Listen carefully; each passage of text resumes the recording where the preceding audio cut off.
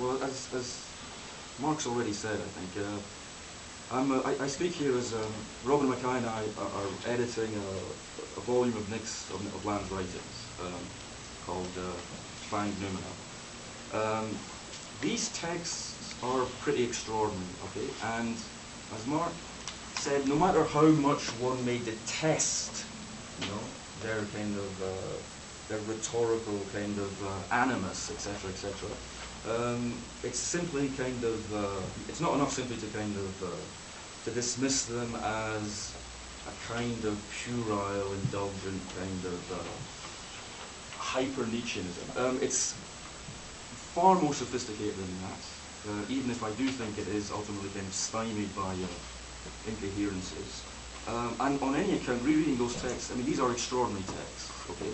And they certainly, they're a kind of they provide a sobering contrast with the kind of the flaccid inanity of contemporary kind of Bergsonian vitalism. And the French philosopher Vincent Descamps once described Deleuze-Guattari's Anti-Oedipus and Lyotard's Libidinal Economy in terms of what he calls, as manifestations of what he called mad black Hegelianism.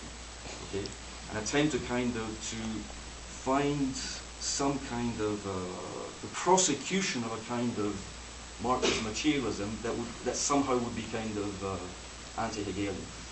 In the same regard, like Land's work is a kind of mad black Deleuzianism. It's an attempt to kind of to turn Deleuze's the vitalist impetus, the affirmationist élan that animates, you know, Deleuze-Guattarian corpus into something much more ostensibly kind of you know, unsavory, but also actually much more conceptually invigorating. And it's what's really interesting, as Mark said, is that there's a kind of, what's really interesting in these texts is the way in which there's a kind of extraordinary